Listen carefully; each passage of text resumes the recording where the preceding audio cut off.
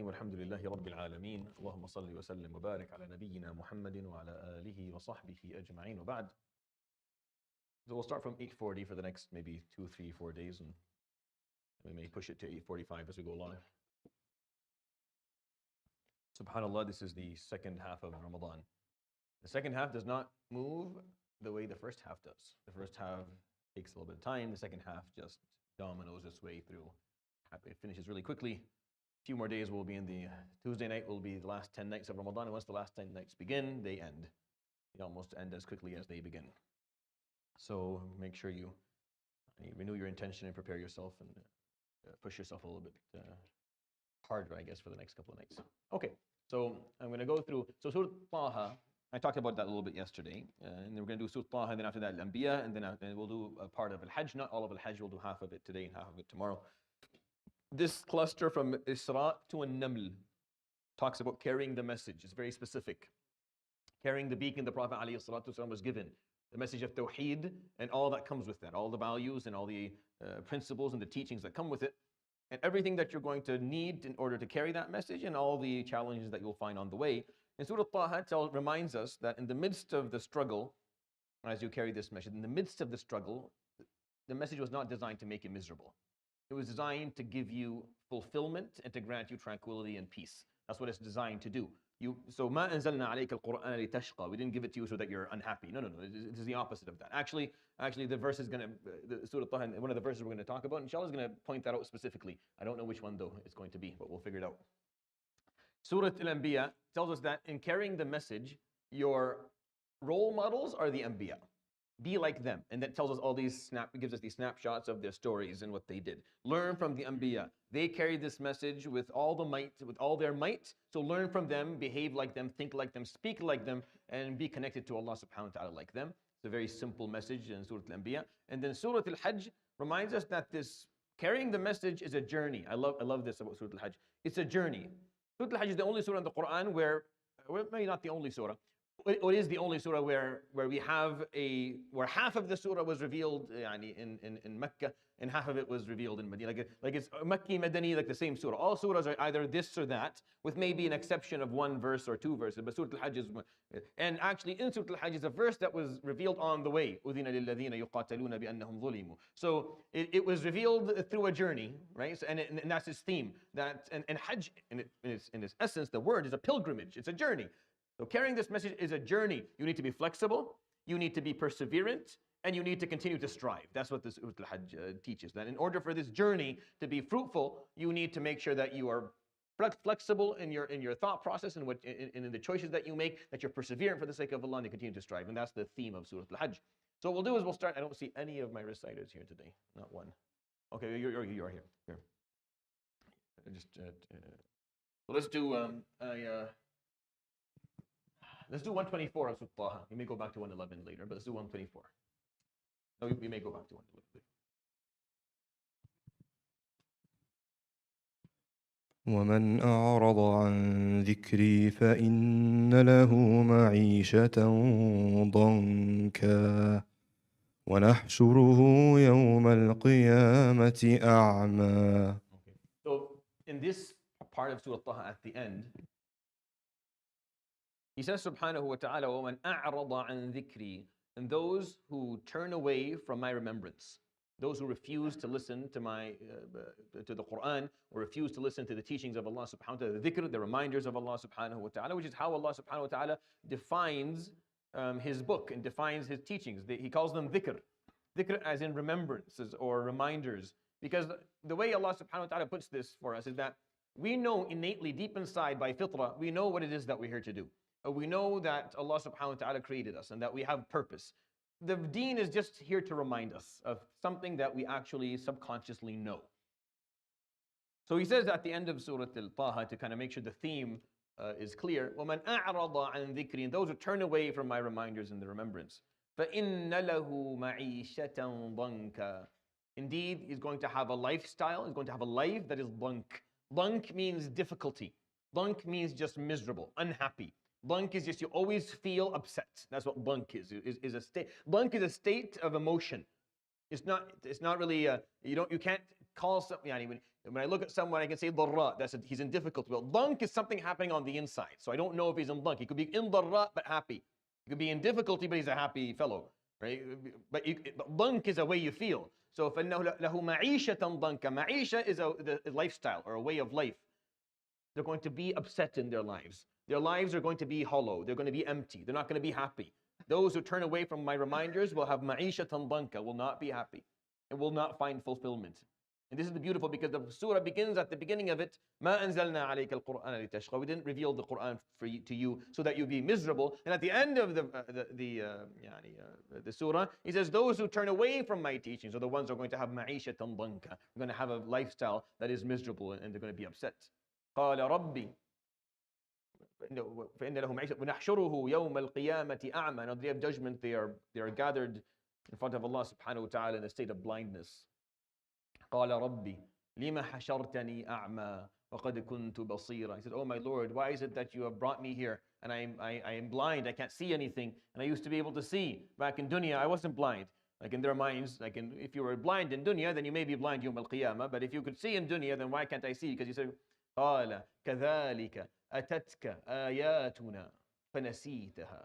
It's just like when we sent you and gave you our verses and our reminders, and you turned away and you forgot about them.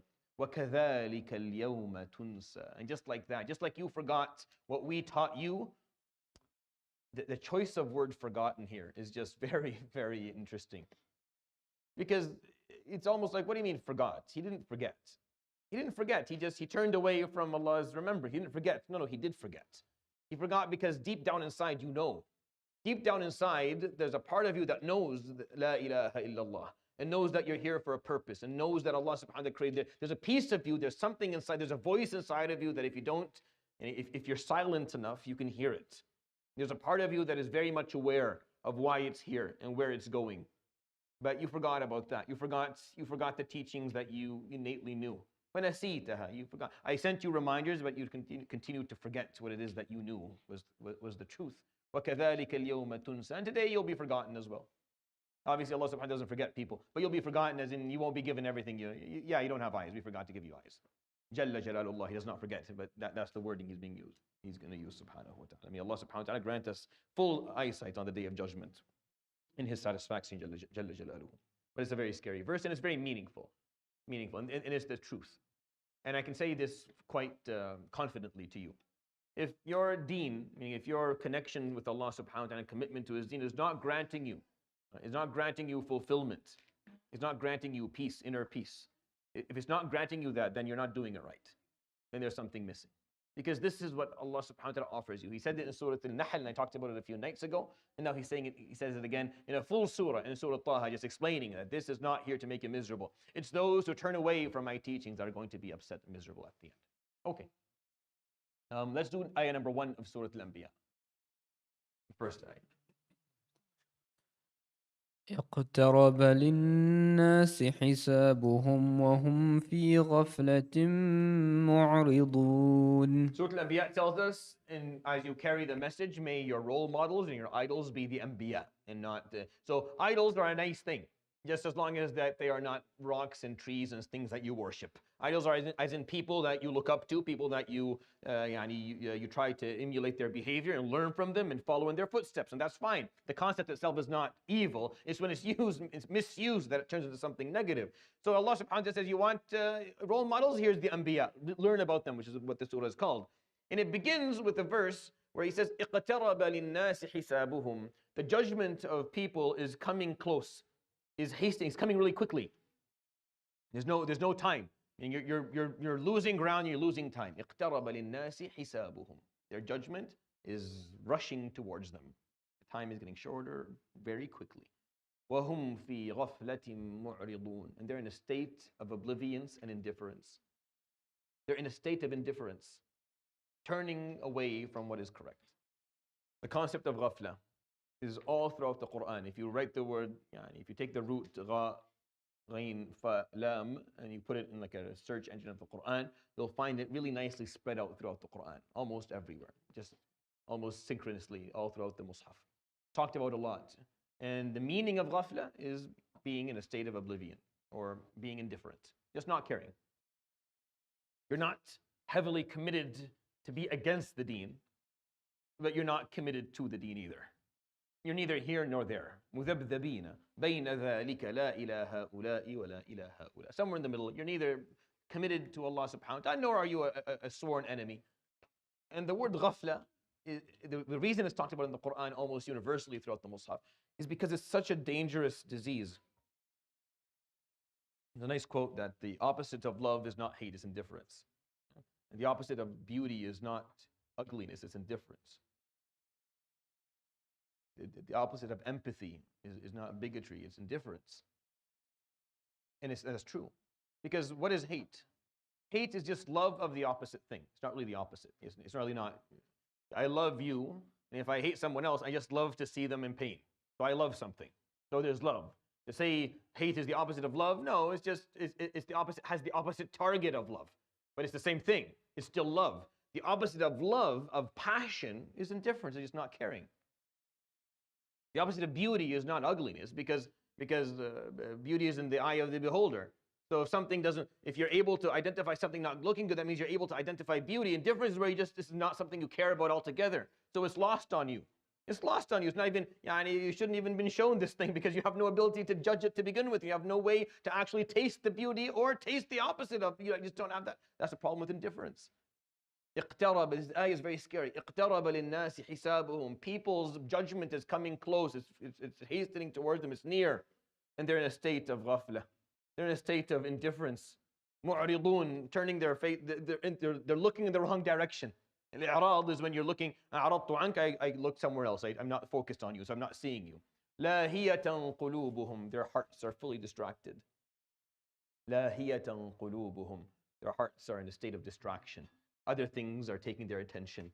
They're focused and they care about other stuff. This is in my opinion, one of the most powerful beginnings of a surah in the Quran. There's no introduction in Surah Al-Anbiya. It just comes and it speaks to you immediately. Your time of judgment is coming. It's really near. It's very close. And people are indifferent. People are lost. People's hearts are fully distracted. What are they waiting for? Nasallahu subhanahu wa ta'ala salama. Okay, let's do 47 of Surah Al-Anbiya. Whoever has the...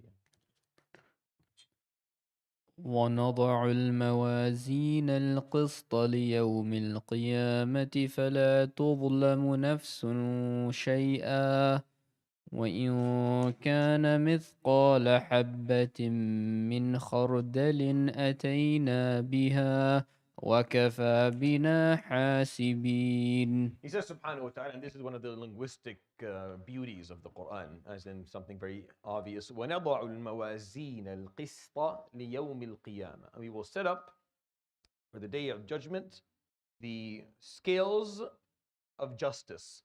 That's how he calls them subhanahu wa ta'ala. These scales are the scales of justice that will be set up on the day of judgment.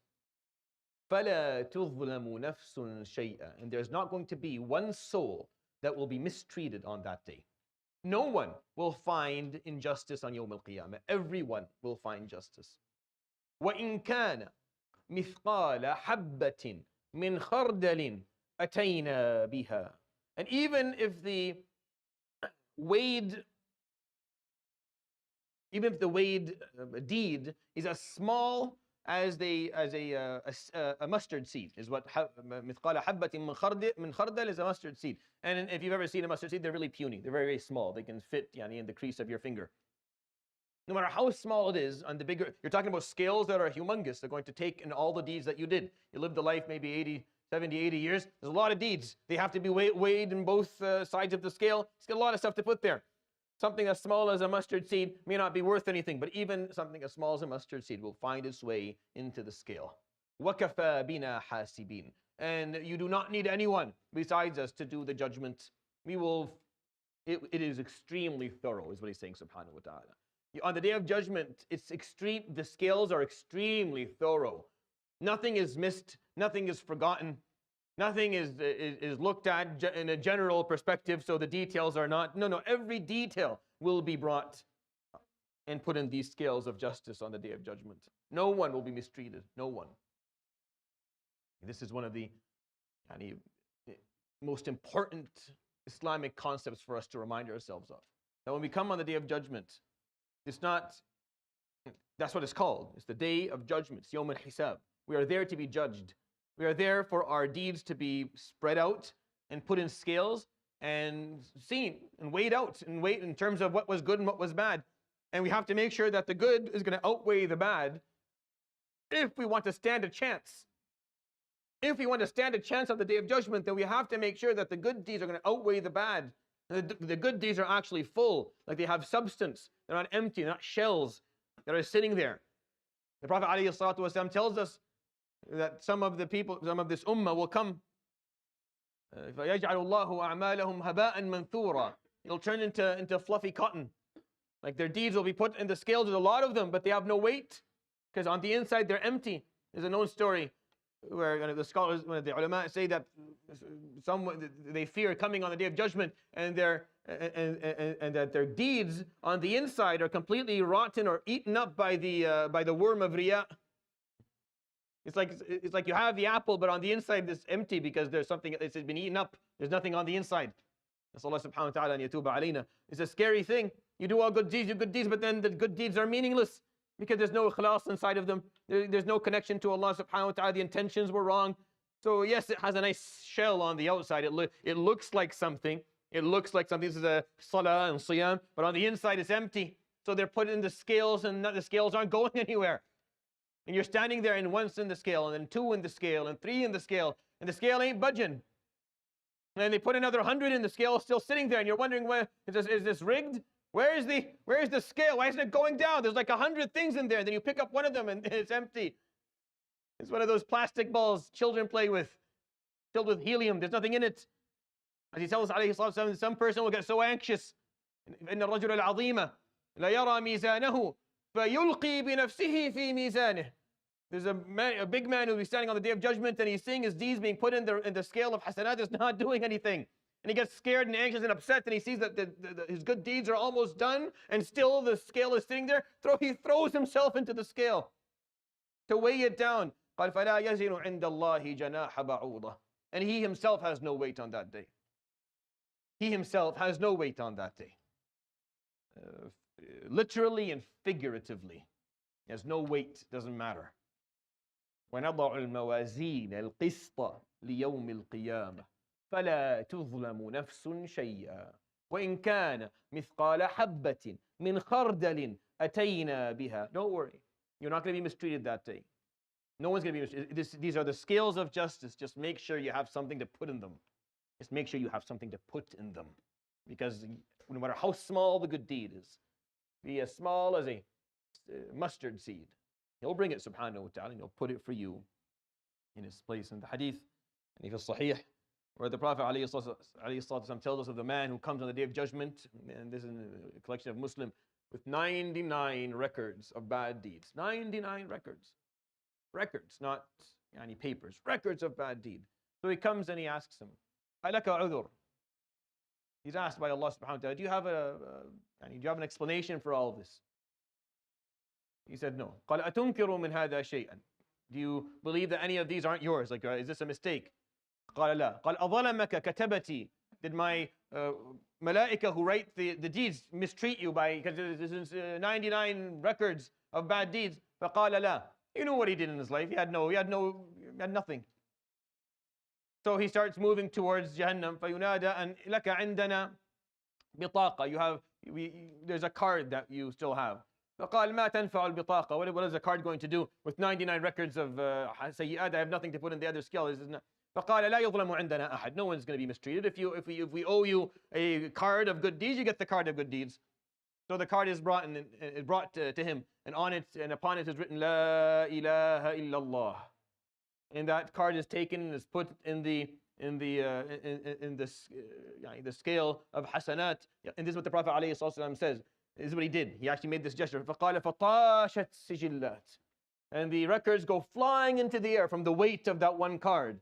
ثم يضحك النبي صلى الله عليه وسلم. And then he laughs. قال لا يثقل مع اسم الله شيء. Nothing is heavier than the word of Allah, subhanahu, the name of Allah. جل جلال الله. Okay. Let's do 65 of Surah Al-Anbiya. ثم نكسوا على رؤوسهم لقد علمت ما هؤلاء ينطقون. So in the story of Ibrahim alayhi salam, which is only told in Surah Al-Anbiya, this part of the story, this part of his story alayhi salam, was only told in Surah Al-Anbiya. In the detail, of course, that we're going to talk about, meaning it's referred to elsewhere, but it's not explained by any detail or any similarity. Where Ibrahim alayhi salam sees people worshipping rocks and offering them and giving them offerings and food and slaughtering, and as a young person, he was young in his teens, he didn't make any sense to him. He would ask questions. And no one would have any answers. He would, challenge the thoughts. Ibrahim alayhi salam is a very interesting figure. You have to learn about Ibrahim. Ibrahim is someone who valued critical thinking. Ibrahim is the person who had questions all the time. He asked questions and he looked for answers. And if the answer didn't make any sense, he didn't accept it. He didn't turn off his brain and just go with the answer. He kept on asking until the answer was clear to him, alayhi salatu wasalam. So he asked these questions about the al-Islam, and no one gave him any answer that made any sense. So he got upset. He said, "You know what? I want to prove that these are worthless because they are." So once the people left for celebration and left the shrine with all of the idols, there's a big one and smaller ones and everything. So he went and he just whacked them all, and then he took the axe that he hit them with, and he hung it on around the neck of the big idol. And then they came and they asked, "What is this? And who did this to our lords?" They start saying things that make no sense at all, but they're saying it anyways. Human beings tend to do that sometimes. They say things that makes no sense to us, but we just say, doesn't matter, we'll say it anyway, keep on going. And everyone just gets into the mood of let's not care. Let's act like let's act like the lack of logic in what we're saying is not lacking logic. Let's just turn off our brains for a second about that one. No, we'll be critical about everything else. Just this one here. Let's just not act like this is important. Let's just kind of ignore it. Just keep on going. So they came and started asking questions, who killed our lords? And Ibrahim alayhi salam says, because they eventually accuse him because Ibrahim alayhi salam had a lot of questions about them, so they thought probably you, and you didn't come with us because you were acting like you were sick or you were sick. So I told them, it's the big one who did it. فَاسْأَلُوهُمْ إِن كَانُوا يَنْطِقُونَ. Ask them who did it to them and they'll tell you. فَرَجَعُوا إِلَىٰ أَنفُسِهِمْ. So they talked to each other, or they thought for a moment amongst each other. فَقَالُوا إِنَّكُمْ أَنْتُمُ الظَّالِمُونَ. This is an inner conversation, internal conversation, either within their nufus, inside themselves, or amongst them, where they looked at each other and said, this is what we're doing is obviously wrong.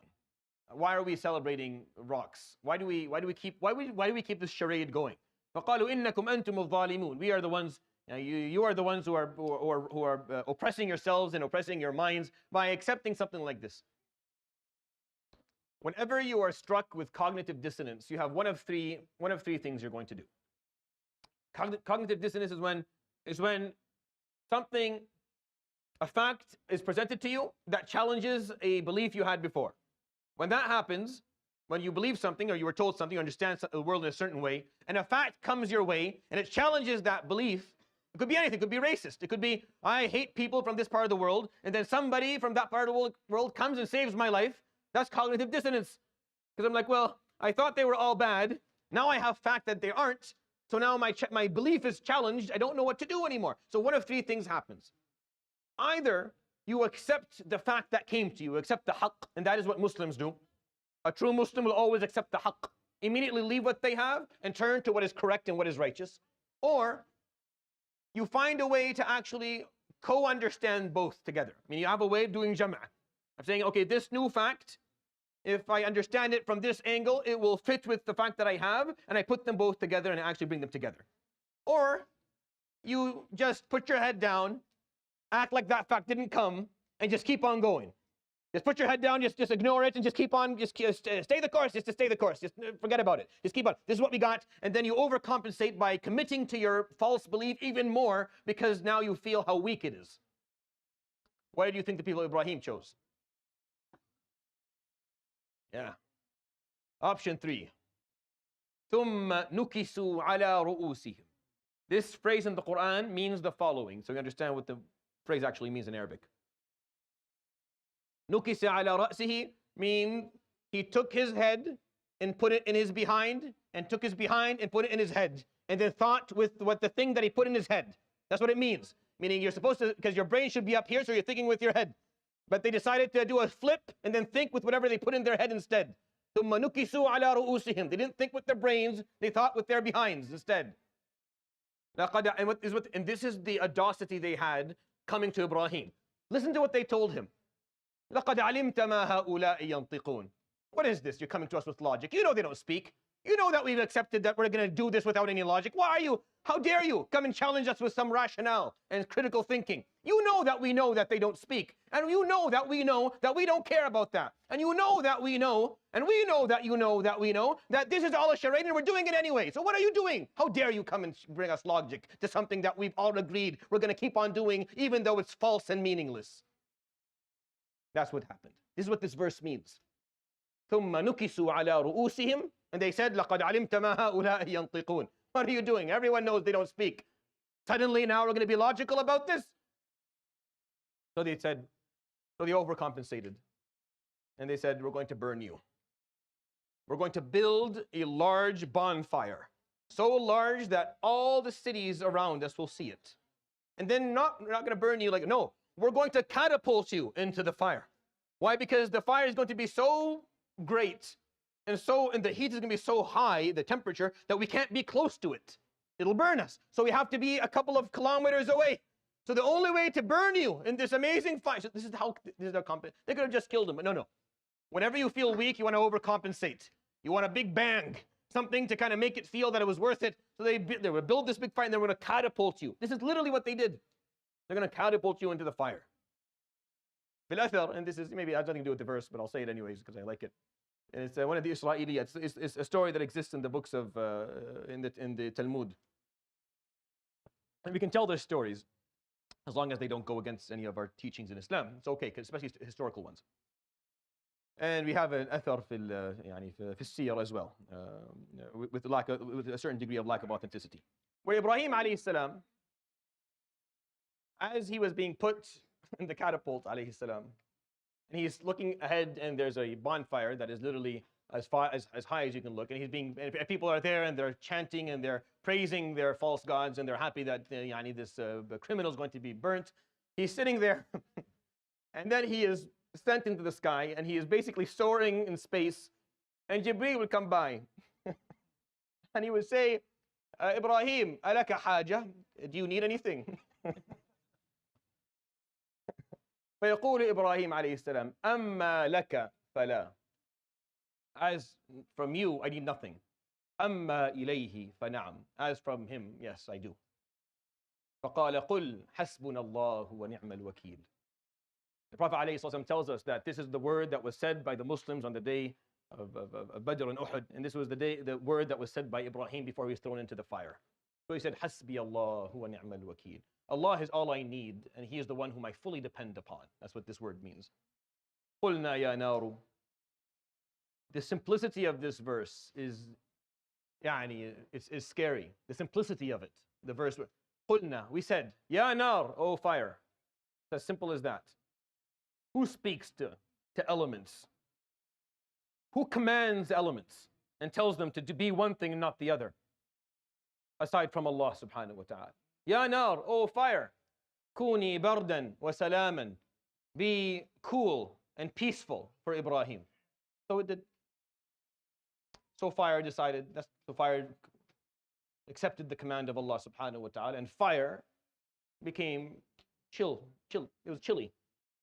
They would ask Ibrahim later, what were the best days of your life? He said, ma qadaytuhu fi an-nar, the days I spent in the fire. Because Allah subhanahu wa ta'ala told the fire to be bard and salam for me. So the fire was cool and peaceful. So I was cool and peaceful for a couple of days. It took a couple of days for it all to end. And then Ibrahim comes walking out. Do they believe? No, they don't. I find, okay, I have time for one more. I find that this story is so multi-layered in terms of what you learn from it. I think one of the points that we don't learn from it that I want you to think about is the following. Did Ibrahim alayhi salam's tactic work? Did it work? No, it didn't. Right? He took an axe, and he literally just wailed at these idols. He broke them all, except one, and it still didn't work. Why? Because of the human nature of how we deal with ideas. Because cognitive dissonance is a problem and people take time. If you shock them too quickly and too severely, they may not listen. They may need a little bit of more time. They may need a little bit of easing into things. See, the Prophet ﷺ learned from the story. And that's why the 365 idols that were sitting around the Kaaba, not one of them were ever broken. The Prophet ﷺ never broke one of them, never sent Ali or Zubayr or Talha or Sa'id, none of them. None of them went at night with a silk around their face and just wailed at a couple of them and ran away. They never did this. They never caused any problem for it because there was no point. Because Ibrahim did it before, didn't do anything. That's not how you change people's minds. Actually, that's how you get them to become much more upset. That's how you get them to martyrize themselves and martyrize their lords. You see, the people of Ibrahim, because he did that, they became self-righteous. He ruined our lords. We're going to rebuild and burn him. So Ibrahim learned it's not going to work that way. It's going to work through discussion. So he went and فَلَمَّا جَنَّ عَلَيْهِ اللَّيْلُ رَأَى كَوْكَبًا قَالَ هَذَا رَبِّي. He had the discussions. He started to actually argue, discuss, use the logic with people before because there's no point. And the Prophet ﷺ never broke a sanam. And to make the story 100, for it to go 360, for the story to be even more meaningful, when he finally came for Fatah Makkah, this is the wording in Sirat ibn Ishaq and Sirat ibn Hisham. This is the actual wording. That he would come ﷺ that day. And of course, the 365 asnam are all there around the Kaaba. فقال فكان يتلو قوله قل جاء الحق وزهق الباطل إن الباطل كان زهوقا. Say that haqq is come and batil is gone, and batil has always been useless and weak. And he would point with his stick to the asnam and they would fall down. He would point and they would fall. He wouldn't hit them. He would just point and they would fall down. And he pointed at them all. And this is the wording in the Sirat ibn Ishaq. To say that sometimes a symptom is not worth going after. You have to go after the root cause. Go see why people believe in this. Go see if you can change the way of thought. Go see if you can change the mentality. If you can change the mentality, then the asnam will just fall on their own. Because they're not worth anything. They're just a rock. But they're a manifestation of a very ill thought process, of problems that exist that you have to deal with first. Just whacking the sanam is not going to change anything. You have to do more than that. I think that lesson in Surah Al-Anbiya is extremely, extremely important and very, very helpful. Okay, let's do number 11 of Surah Al-Hajj just so we, shall I do something Surah Al-Hajj? 11? Yeah, thank you. ومن الناس من يعبد الله على حرف فإن أصابه خير اطمأن به وإن أصابته فتنة انقلب على وجهه خسر الدنيا والآخرة ذلك هو الخسران المبين. This is just a verse that you need to take time and when you listen to it, contemplate. He says, and amongst people are those who worship Allah or serve Allah ala harf. They're standing on an edge. Right? There's an edge. They're standing right on the edge. That is a problem. Your relationship with Allah subhanahu wa ta'ala shouldn't be on an edge. فَإِنْ أَصَابَهُ خَيْرٌ اطْمَأَنَّ بِهِ. If good things happen, okay. All right. I'm okay. وَإِنْ أَصَابَتْهُ فِتْنَةٌ. And if something bad happens, انقلب على وجهه. He falls down. He loses his faith. It's like their relationship with Allah subhanahu wa ta'ala, their worshipping of Allah, is someone standing on a cliff, just at the edge. If things work out, they'll stay on the cliff, on top, no problem. And the moment things don't work out for them and they get a difficulty, they fall on their faces. خَسِرَ الدُّنْيَا وَالْآخِرَةِ. They lose dunya and they lose akhirah. ذَلِكَ هُوَ الْخُسْرَانُ الْمُبِينُ. That is the clear loss. That is true losing. That, if you want to talk about losing, that is loss. Where your relationship with Allah subhanahu wa ta'ala is circumstantial and is very narrow. Where as long as He keeps on giving you what you want and what you need, you're good. And the moment He doesn't, then everything is lost. It's a scary concept. I've seen it too many times. May Allah subhanahu wa ta'ala protect all of us, say Ameen. Because you may not be on a cliff right now, but life can push you far enough until you are. You may not be staying at that edge. You may not be on the edge right now. Alhamdulillah, you're not on the edge. But I can tell you, Allah subhanahu wa ta'ala knows what it takes to get you right on that edge and then tip you over. Because He knows subhanahu wa ta'ala. If He has been generous with you so far not to push you to the edge and not to tilt you over, then be very grateful. Which is why alhamdulillah is what we start every salah with. Because we're lucky, He hasn't put us on the edge yet. He hasn't made it difficult to us to the point where we are on our edges. And this verse is just very scary. And that's what Surah Al-Hajj tells us. It tells us that your journey, it's a journey. Your relationship with Allah is a journey. It's a journey. It's not a moment. It's not just a. It's not a status. It's a journey. And sometimes it'll be difficult. Sometimes it'll be easy. And sometimes you have to be flexible. And you have to continue to persevere. And you have to continue to strive. If you're gonna. That's why Hajj as a pilgrimage is a journey in its own. So let's do one more, and then we'll get. Let's do 111, or actually 46. 46. Sorry, Surah Al-Hajj. 46. The last one. As you asked. Yeah. أفلم يسيروا في الأرض فتكون لهم قلوب يعقلون بها أو آذان يسمعون بها فإنها لا تعمى الأبصار ولكن تعمى القلوب التي في الصدور. He says, subhanahu wa ta'ala, have they not walked the earth and then used the tools that I gave them? فَتَكُونَ لَهُمْ قُلُوبٌ يَعْقِلُونَ بِهَا. The qalb is the subconsciousness. Will they not walk the earth and have the subconsciousness that is capable of comprehending and absorbing the realities that surround them, the facts of the universe that they are witnessing? أَوْ آذَانٌ يَسْمَعُونَ بِهَا. Or ears through which they can hear and listen to the stories of those who came before them. He's saying, subhanahu wa ta'ala, if you don't believe in what I'm telling you, this is what he's saying in the Quran. You don't believe, go walk the earth, go travel. Go travel and absorb your surroundings when you do. And listen to the stories of the people who lived before you. فَإِنَّهَا لَا تَعْمَى الْأَبْصَارِ. Because really blindness is not the lack of the ability to see with your eyes. وَلَكِنْ تَعْمَى الْقُلُوبُ الَّتِي فِي الصُّدُورِ. But what actually goes blind is that subconsciousness when it loses insight. The problem is not the loss of sight, it's the loss of insight. And they're different. They're very different. How many people don't see with their eyes, but their hearts, they see through their hearts very well. They have insight in what's happening around them. Insight requires you to absorb stuff. You have to absorb stories. You have to absorb surroundings. You have to think, you have to contemplate. And when you do that, you come to conclusions. Those conclusions are what's going to save you. But if we don't have that, the amiyat al-qulub, if the hearts are blind, if there's no insight, then yeah. Then you see things and you don't learn anything from them. Something happens, a disease, a virus comes and wipes out millions of people. We learn nothing from it. It has nothing to do with us being able to see with our eyes. It has something to do with being able to see with our hearts. Are we able to take ibrah? Are we able to learn a lesson from something that happened to us collectively, as a human race, as a community, as a society, as a country? Or do we not have the ability to do that?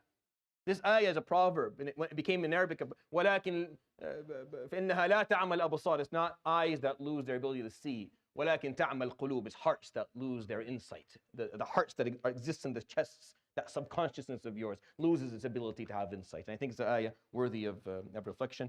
I'll end with that. سبحانك اللهم وبحمدك لا إله إلا أنت أستغفرك وأتوب إليك وصلى الله وسلم وبارك على نبينا محمد وعلى آله وصحبه أجمعين. جزاكم الله خيرا بارك الله فيكم.